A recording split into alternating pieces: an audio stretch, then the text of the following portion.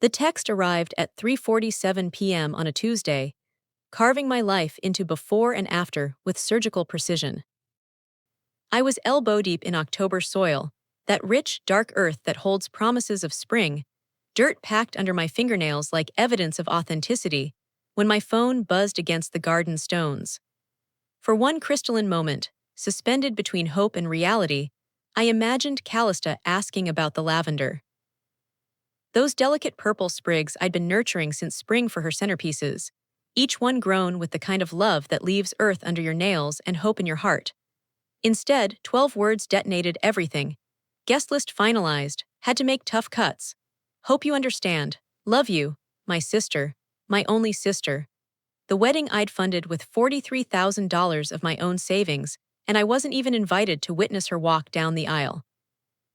The phone tumbled from my mud-caked fingers, landing screen up among the rosemary like an accusation, the text message glowing against the green herbs like a wound. Another buzz. Also, could you maybe not mention this to Mom yet? We're still figuring out logistics. The casual cruelty of it stopped my breath. This wasn't some last-minute space constraint, this was orchestrated. Planned. They'd held meetings about my exclusion, made executive decisions about my erasure while continuing to cash my checks. The pieces clicked into place with brutal clarity, each memory a shard of glass cutting deeper. The bridesmaid email from last month with its passive-aggressive cheerfulness. Classy and cohesive. Let's glow up. Think modern goddess meets Malibu beach house. No denim, no boots, and please, please, please no country prints. We want everyone to look like they stepped out of a magazine. I'd laughed when I first read it, thinking she was joking. Translation: Aylin doesn't match our aesthetic.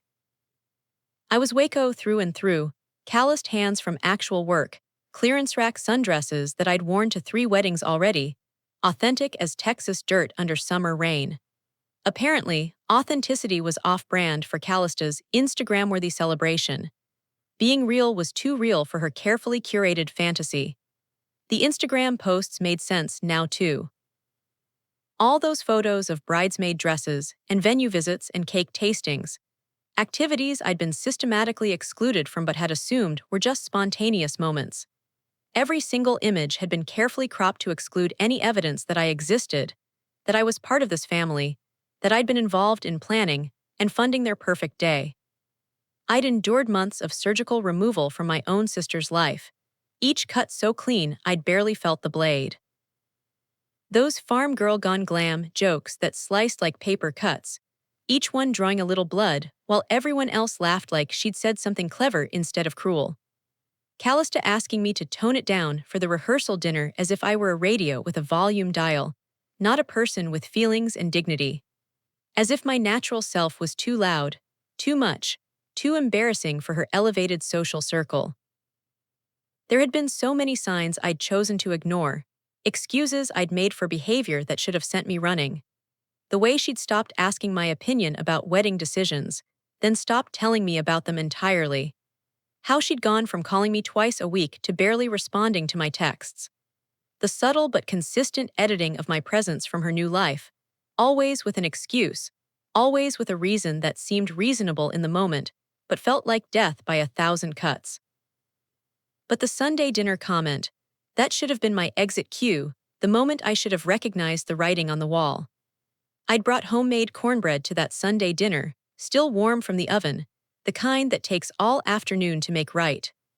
Real butter, farm-fresh eggs, cornmeal ground at the local mill, ingredients that cost more than store-bought but carried the weight of tradition and love. I'd whipped honey butter by hand until it was cloud-light, adding just a touch of vanilla like Grandma Agatha had taught me.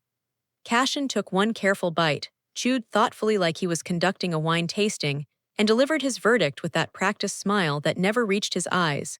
So authentic, very rustic. I just hope the wedding doesn't feel too provincial. He said provincial, like it was a disease, something embarrassing that might be contagious.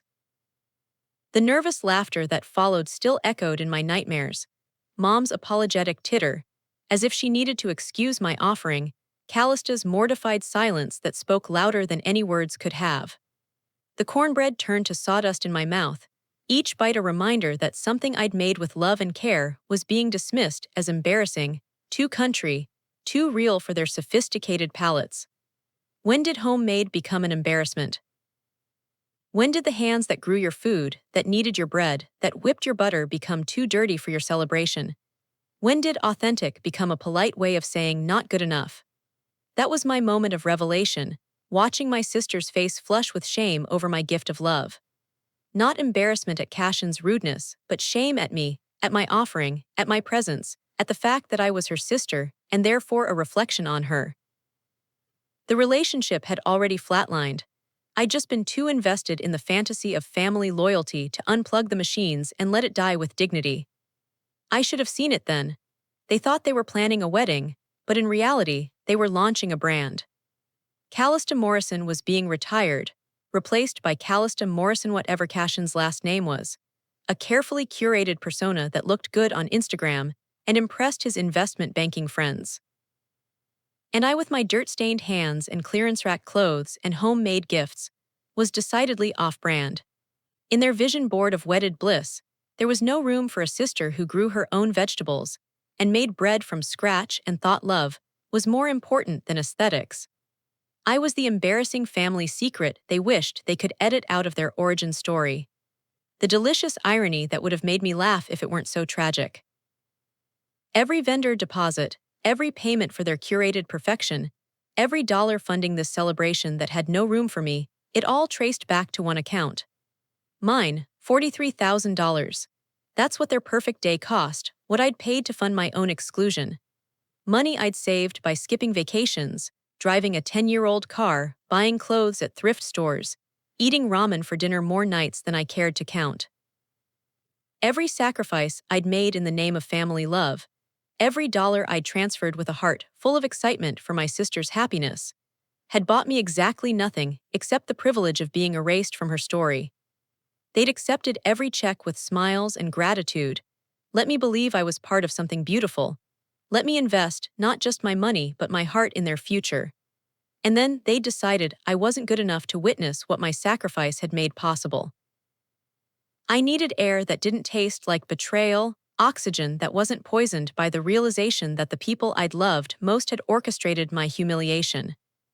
In my herb garden, the sanctuary I'd built with my own hands, where everything grew because I'd tended it with care, golden evening light painted the rosemary and mint with a forgiveness I couldn't feel. Kneeling in the dirt that had always been my solace, my hands moved with violent precision, ripping out dandelions and chickweed with a fury that surprised me. Each root that tore free released a satisfying snap, like breaking the chains of obligation that had bound me to people who didn't value my presence. The metaphor was too perfect to ignore. Here I was, literally pulling weeds from my garden, while my family had decided I was the weed in their carefully manicured vision of success. Dandelions, I thought as I yanked another one free, roots and all. People call them weeds, but they're some of the most resilient plants on Earth. They grow anywhere, survive anything, and their roots run deeper than most people realize. Maybe being a weed wasn't such a bad thing after all. Each root that tore free from the earth released months of suppressed memories, like pulling corks from bottles of wine that had turned to vinegar. Callista's phone calls growing shorter, more perfunctory, from hour-long conversations about everything and nothing to 5-minute check-ins that felt more like obligation than affection. Her voice changing when she talked about wedding plans, becoming guarded, distant, as if she were sharing state secrets instead of celebrating with her sister. Mom deflecting wedding conversations whenever I entered the room, suddenly becoming fascinated by the weather or asking about my work with an intensity that felt forced. The way conversations would stop when I walked into a room, smiles becoming just a little too bright, laughter just a little too loud, the kind of overcompensation that screams guilt. The systematic exclusion from every meaningful ritual, dress fittings, where I wasn't invited because it's just going to be quick, cake tastings I wasn't told about until afterward, when Callista would mention them casually like I should have known, venue walkthroughs that happened without me because we didn't want to bother you. All the sacred moments that should have included the woman bankrolling their dreams, the sister who'd been there for every other important moment of Callista's life. I'd made excuses for all of it, told myself they were just overwhelmed, just busy, just caught up in the excitement. I'd convinced myself that my feelings were hurt because I was being sensitive, not because I was being systematically erased.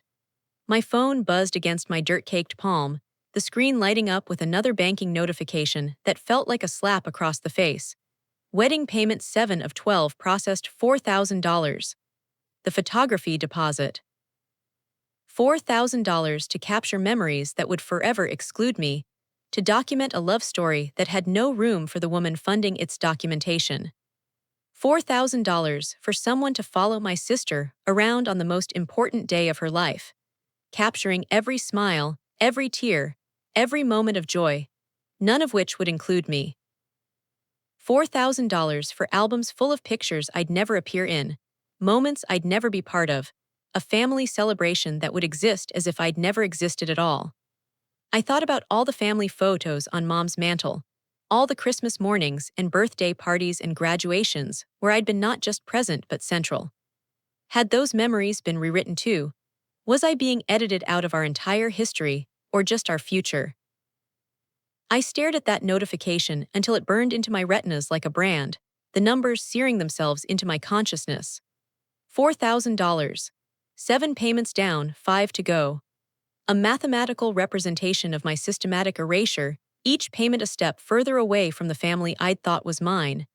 Then something crystallized in my chest, not heartbreak, though that was there too, but diamond-hard clarity. The kind of clarity that comes when you've been looking at a puzzle for so long that you can't see the picture, and then suddenly, all the pieces snap into place at once. They thought they were playing house, making pretend with my money and my emotions, treating me like a child who could be managed and manipulated and discarded when convenient. But I'd been playing chess. I'd read every contract, memorized every cancellation policy, understood every vendor agreement. Years of managing other people's emergencies had taught me to think 3 moves ahead, to always have an exit strategy, to know exactly where the power lay in any given situation. Time to show them the difference between playing games and playing for keeps. Rising from the earth with newfound purpose, dirt still caked under my fingernails like war paint, I walked inside to where my laptop waited like a loyal soldier ready for battle. The kitchen table displayed my organizational masterpiece. Wedding vendor folders arranged by date and payment schedule with military precision, color-coded tabs marking different categories of services, every contract scrutinized with the attention to detail that had once been devoted sister love, but was about to become strategic demolition. I'd built the perfect system without realizing it was also the perfect trap. Every cancellation clause I'd insisted on, every payment schedule I'd structured, every detail I'd documented. And I was about to spring it. The laptop screen illuminated my banking portal like a command center, revealing the full scope of their dependence on my generosity. 12 vendors, $43,000, all connected to my accounts, all vulnerable within their carefully negotiated cancellation windows. Years of managing other people's crises, freelance writing meant feast or famine, and I'd learned to always have backup plans for my backup plans, had taught me to read the fine print, to understand the exit clauses, to know exactly when and how to cut losses. Those skills cut both ways, it turned out. Every vendor agreement had been structured to protect us from unforeseen circumstances. What if the venue double-booked? What if the caterer went out of business? What if there was a family emergency? I'd negotiated cancellation windows that would give us flexibility, refund policies that would protect our investment, terms that put the power in our hands instead of theirs. I'd done it out of love, out of a desire to protect Callista from the kind of wedding horror stories you read about online. Never imagining that the unforeseen circumstance would be my own family deciding I wasn't good enough to attend the celebration I was funding. If Callista wanted me invisible, if my presence was so embarrassing, so off-brand, so problematic that I needed to be edited out of her perfect day, then I'd show her what true invisibility looked like. I'd disappear so completely that she'd finally understand the difference between not being seen and not existing at all. But first, I'd make sure she understood exactly what my presence had been worth.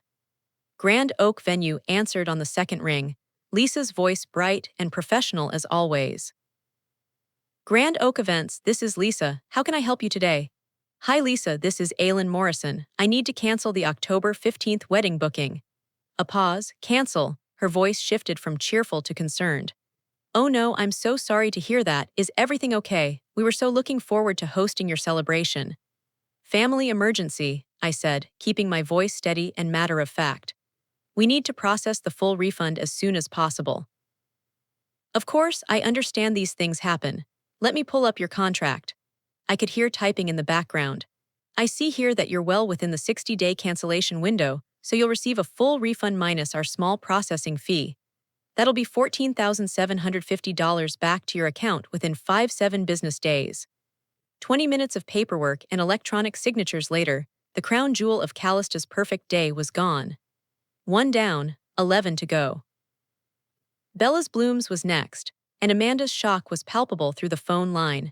Cancel, but we've already started sourcing the white hydrangeas for the centerpieces.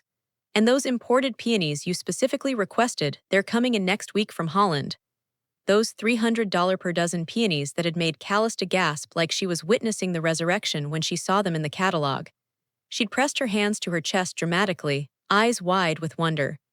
Aylin, these are perfect. They're exactly what I've been dreaming of. I'd winced at the price but nodded because her joy had seemed worth any cost. I understand this is unusual, Amanda, but circumstances have changed. What's our cancellation policy? Well, since you're more than 30 days out, you'll get your full deposit back. That's $2,800. But I have to say, your sister was just in here yesterday finalizing the bouquet design. She seemed so excited. My sister was finalizing wedding details for an event I wasn't invited to, using my money to fund her excitement. Yes, well, plans change, I said. I'll need that refund processed as soon as possible. Another $2,800 returned to my account. Another piece of her perfect day reduced to a line item in my banking app. Prestigious Palate was Cashin's choice, naturally, the kind of place that served microscopic portions on plates the size of hubcaps and called it elevated dining. I'd sat through their 2-hour tasting, watching Cashin critique every sauce like he was Gordon Ramsay while Callista nodded enthusiastically, and I smiled politely, writing checks with one hand and dying inside with the other. The owner himself took my call, his voice oily with false concern. Ms. Morrison, what a surprise. I was just reviewing your menu selections. The grass-fed beef tenderloin with the truffle reduction is going to be spectacular. I'm sure it would have been. Unfortunately, we need to cancel. Cancel, but we've already ordered the specialty ingredients. The imported mushrooms alone cost us $400. And we've blocked off the date, that's prime October booking season. Of course the specialty ingredients cost $400. Everything in their world cost more than my monthly mortgage. I'd learned to stop asking about prices and just hand over my credit card because the sticker shock was starting to feel personal. I'm sorry for any inconvenience. What does our contract say about cancellations? A long pause while he presumably flipped through paperwork, looking for loopholes that didn't exist. I'd read every word of that agreement before signing. You're within the 45-day window, so you'll receive your deposit back minus the cost of any specialty items already procured. That'll be $5,200 returned to your account. Another $5,200 liberated from their fantasy and returned to reality. Each call became easier, each cancellation like taking a breath after being held underwater for months. The photographer who'd spent hours crafting the perfect shot list to capture their love story, a story that apparently had no room for the woman funding its documentation. $4,000 to preserve memories I'd never be part of, returned to my account with an apologetic explanation about family complications. The DJ who'd consulted with Callista for weeks about the perfect playlist, mixing songs that would get her investment banking friends, dancing with classics that would please the older relatives. Hours of curating the soundtrack to a celebration I wasn't invited to attend. Another $1,800 back in my possession. The cake designer who'd sketched elaborate fondant dreams on expensive paper, 3 tiers of architectural sugar sculpture that would have fed 150 guests. Guests who would slice into that cake and never know that the woman who'd paid for it had been deemed too embarrassing to invite. Another $2,400 freed from their fantasy. The transportation company, providing vintage buses to shuttle guests from hotel to venue. The lighting designer who'd created mood boards around romantic autumn glow. The rental company supplying specialty linens and vintage china that Callista had fallen in love with during our one and only venue visit together, back when I was still allowed to be part of the planning process. By sunset, the wedding of the century had become the cancellation of the decade. $43,000 in vendor agreements dissolved with a series of phone calls and electronic signatures. A perfect day reduced to a series of refund notifications in my banking app. My phone erupted like a volcano that had been building pressure for months. 17 missed calls in the span of an hour. 23 text messages, each one more frantic than the last. 2 voicemails that I almost didn't have the courage to listen to. Callista's voice in the first one, high and panicked, barely coherent. "Aylin, what did you do? The venue called and said we canceled. This has to be a mistake. Call me back right now. This can't be happening." Mom's voice in the second, bypassing panic and going straight to command mode. "Aylin Marie, you call me back this instant. I don't know what kind of tantrum you think you're throwing, but you fix this. Today, before this gets any worse." Tantrum. As if defending myself from erasure was childish behavior. As if expecting basic respect from my own family was asking too much. The text message parade was pure poetry, a real-time documentation of their journey through the 5 stages of grief. Callista, what did you do? Moms, call me now. Callista, the florist says you canceled everything. Mom, this is not how we handle family problems. Callista, please tell me this is a mistake. Mom, you're being dramatic and you need to stop. Callista, I can't breathe. This can't be happening. Mom, fix this before I come over there myself. Panic, confusion, anger, bargaining, all playing out in my notifications like a real-time psychology textbook. I set the phone down and walked to my wine cabinet, a small luxury I'd allowed myself a few years back when a particularly good freelance contract had come through. I pulled out the good Bordeaux, a 2018 vintage I'd been saving for a special occasion. Something worthy of celebration, I'd told myself when I bought it. A promotion, maybe, or an anniversary, or someone else's wedding. Turns out, choosing yourself is pretty damn special. The wine was perfect, complex, layered with notes of dark fruit and just a hint of earth. It tasted like freedom, like finally exhaling after holding your breath for months. It tasted like boundaries and self-respect and the radical act of saying no to people who'd taken my yes for granted. When Callista called for the 4th time in 10 minutes, I finally answered. Not because I was ready to be managed or manipulated, but because I wanted her to hear it from me. I wanted her to understand that this wasn't some emotional breakdown or impulsive decision. This was strategy. This was consequence. This was what happened when you took someone's love for granted. What did you do? Her voice cracked like breaking glass, high and desperate in a way I hadn't heard since we were children, and she'd broken Mom's favorite vase. I withdrew my financial support, I said calmly, surprised by how steady my own voice sounded. Seemed like the appropriate response, considering I'm not invited to the event I was funding. You can't just, this is my wedding, Aylin. Is it?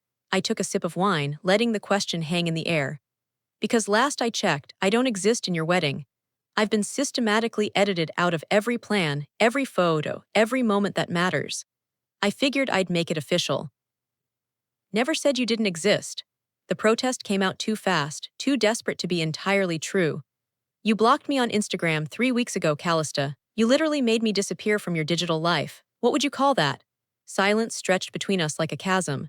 I could hear her breathing, could almost see her scrambling for words that would somehow undo what she'd done. In the background, I could hear Mom's voice, sharp and demanding, probably asking what I was saying. Her voice got smaller. Cashin said you wouldn't fit in with his family, that you'd stand out too much, that people would notice you didn't belong. There it was, the ugly truth, naked and shameful between us. Not that there wasn't enough room, not that it was a small ceremony, but that I, her sister, didn't belong at her wedding because I might embarrass her in front of her new in-laws. And you agreed with him. I didn't know how to handle it. I thought if you just weren't there, it would be easier for everyone. Easier for everyone except me. Her voice turned sharp, desperate. But you can't just destroy my wedding because your feelings are hurt. I laughed, short and bitter. I didn't destroy your wedding, Callista. I stopped paying for my own erasure. There's a difference. This is insane. You're being vindictive and petty, and I'm being self-protective, something I should have learned to do a long time ago. Mom's going to kill you. Mom's going to have to get in line. I hung up and turned my phone off, letting the sudden silence settle around me like a blanket. Outside, the cicadas were singing their evening song, the same sound I'd grown up with, the soundtrack to 1,000 summer nights when the world had made sense and family had meant safety instead of judgment. I finished my wine and walked to my computer, fingers moving with the kind of certainty that comes from finally knowing exactly what you want. 3 clicks later, I'd booked a flight to San Juan, departing the next morning. I'd always wanted to see Puerto Rico, always promised myself I'd travel more when I had the money.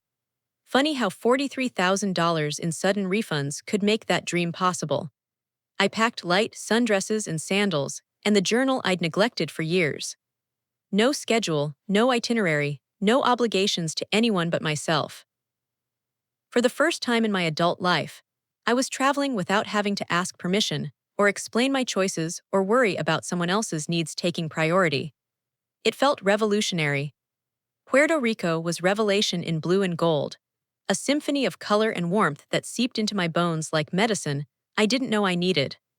My hotel room faced the ocean, and I woke each morning to the sight of waves that had no agenda except to kiss the shore and roll back out to sea.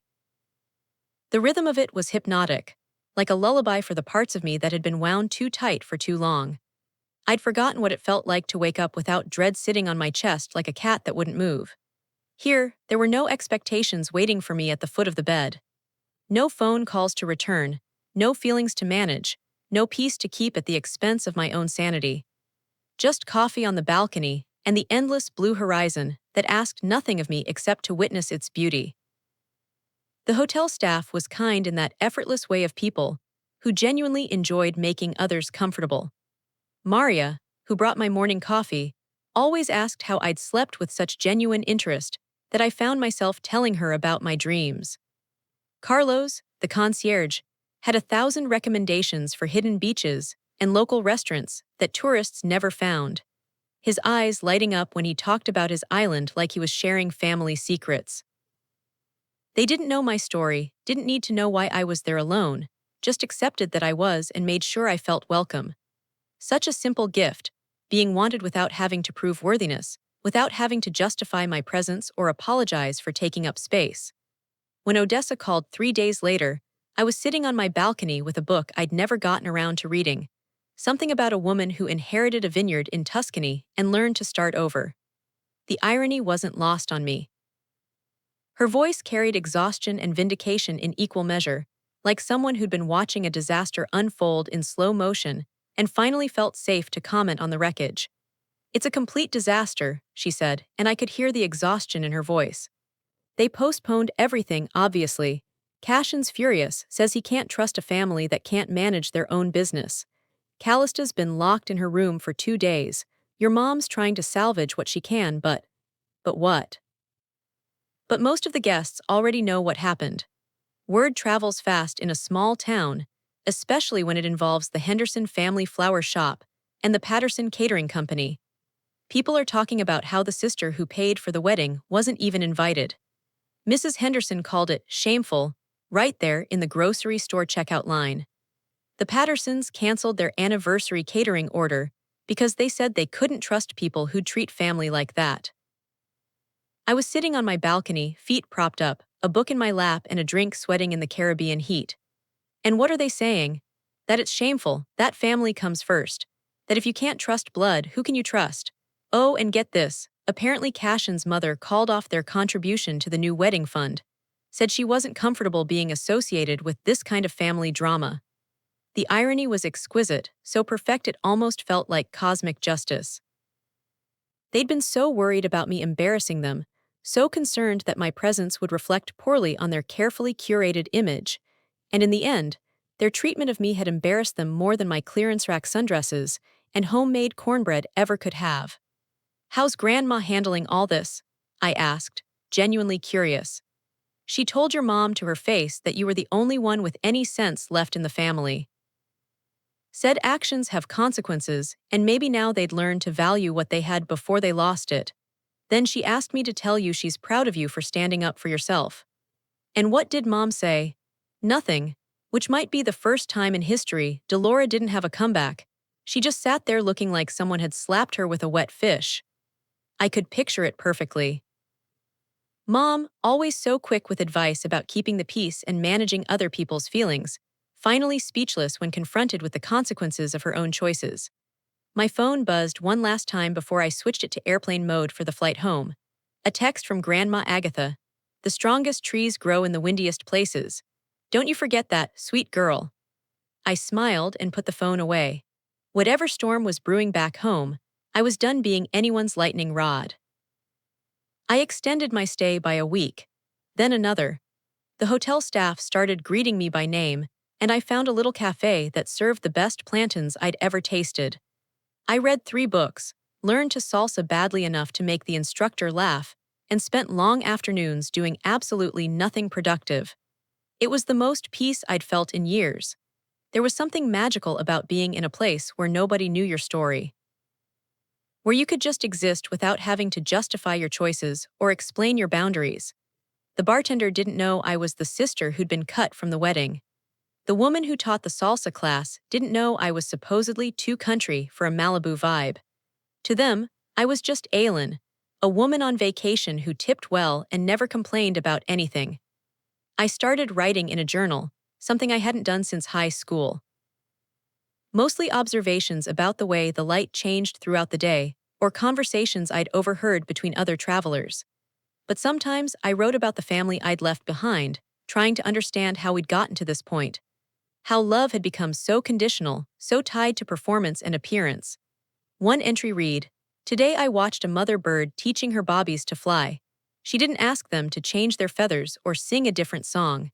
She just wanted them to soar. I wonder when we stopped wanting that for each other." Another, "Met an elderly couple at breakfast, married 47 years. When I asked their secret, they said we never tried to fix each other. We just loved what was already there." What would have happened if someone had loved what was already there in me? When I finally returned stateside, I chose Austin over going back to Waco.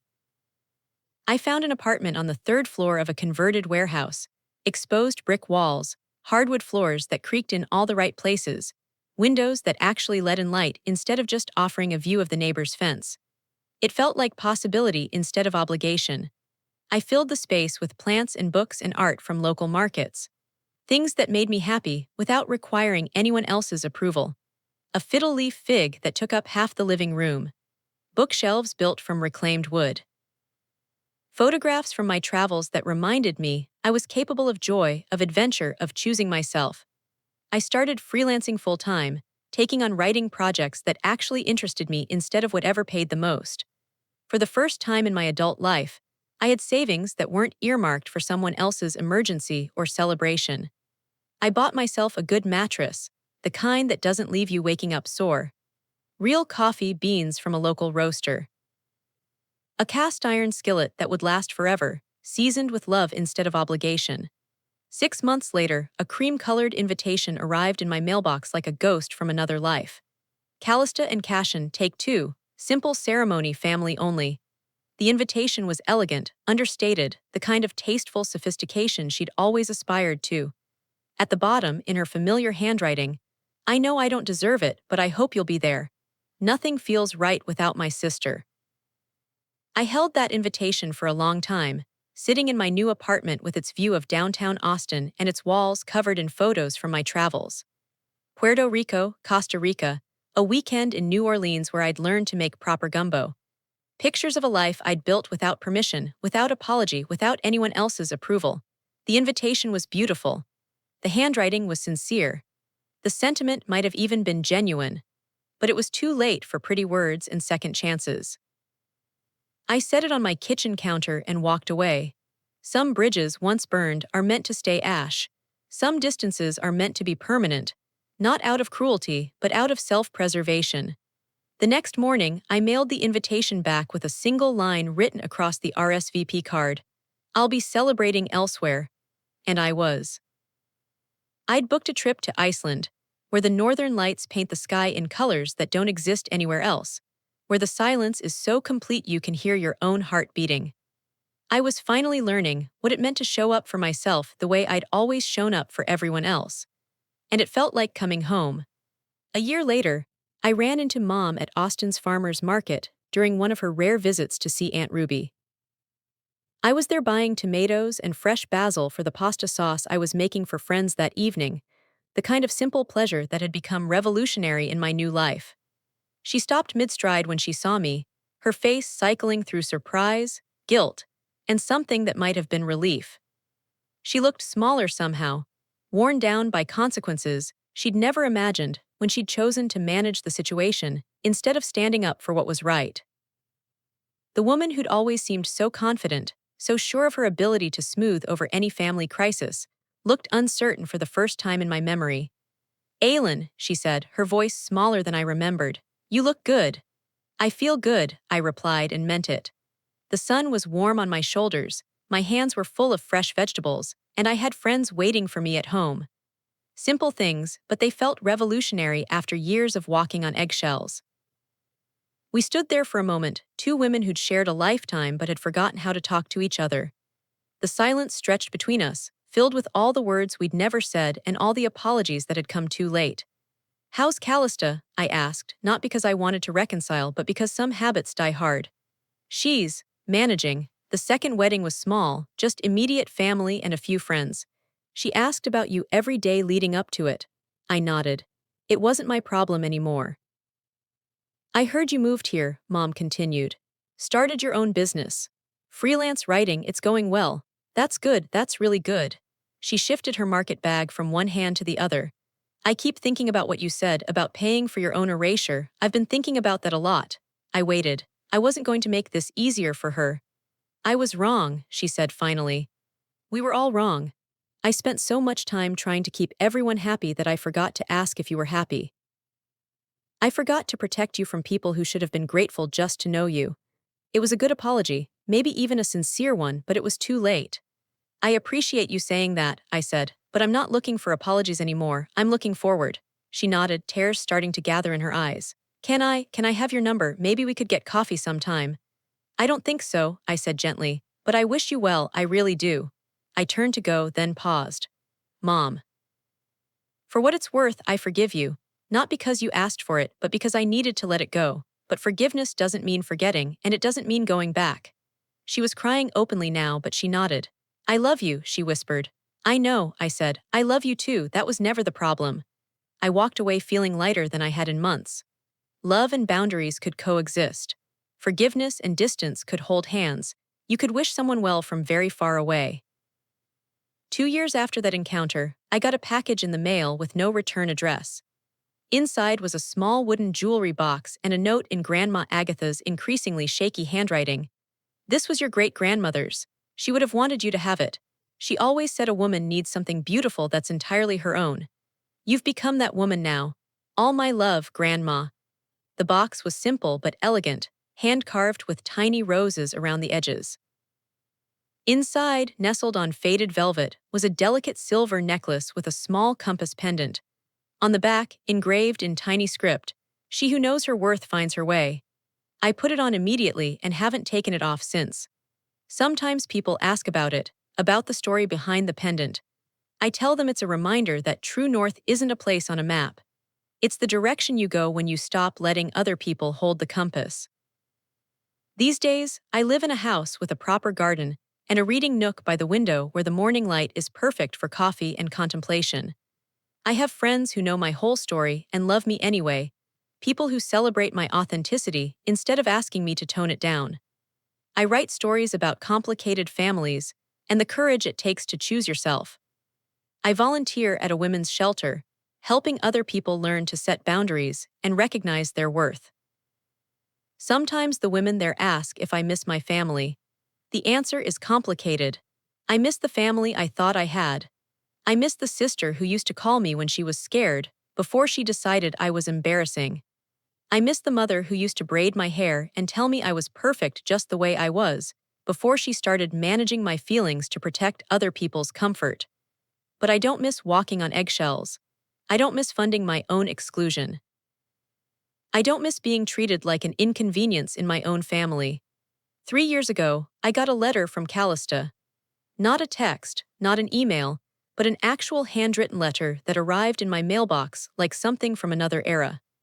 She told me about her divorce, how Cashin had never stopped looking down on our family, how he'd used the wedding disaster as ammunition in every argument they ever had. How she'd finally realized that anyone who asked her to choose between her dignity and their approval wasn't worth choosing. She apologized. Really apologized. Not the performative kind that comes with conditions and expectations, but the kind that acknowledges specific harm and asks for nothing in return. She said she understood if I never wanted to see her again, but that she needed me to know she was sorry. That she'd been a coward. That she traded her sister for the illusion of belonging somewhere she was never truly welcome. I read that letter sitting in my garden, surrounded by the tomatoes and herbs I'd learned to grow in my own time, in my own way. I cried for the sister I'd lost and the years we'd wasted, and the relationship that might have been if she'd chosen love over image. But I didn't write back. Some bridges, once burned, can't be rebuilt. But sometimes, in the ashes, you find peace. I keep that letter in my desk drawer, not because I'm holding on to anger, but because it reminds me that even when people can't love you the way you deserve, that doesn't diminish your worth. It just clarifies your choices. Last month, I celebrated the 5th anniversary of the day I canceled the wedding. I don't celebrate it as revenge or vindication. I celebrate it as the day I chose myself. The day I learned that you can't pay someone to love you, but you can stop funding your own mistreatment. I made dinner for friends, people who have chosen to be family in all the ways that matter, opened a bottle of good wine, and told the story one more time. How a text message changed everything. How $43,000 bought me the most expensive lesson of my life. How sometimes the best gift you can give yourself is the permission to walk away. They asked if I ever regret it. The answer is simple: you can't regret choosing your own dignity. You can't regret refusing to pay for a seat at a table where you're not wanted. You can't regret learning that family isn't just about blood, it's about respect, kindness, and showing up for each other when it matters. I learned that I am enough. Not when I'm funding someone else's dreams or managing their emotions or making myself smaller to fit their image. Just as I am. Calloused hands, country heart, authentic soul, and all. And that lesson, that was worth every penny.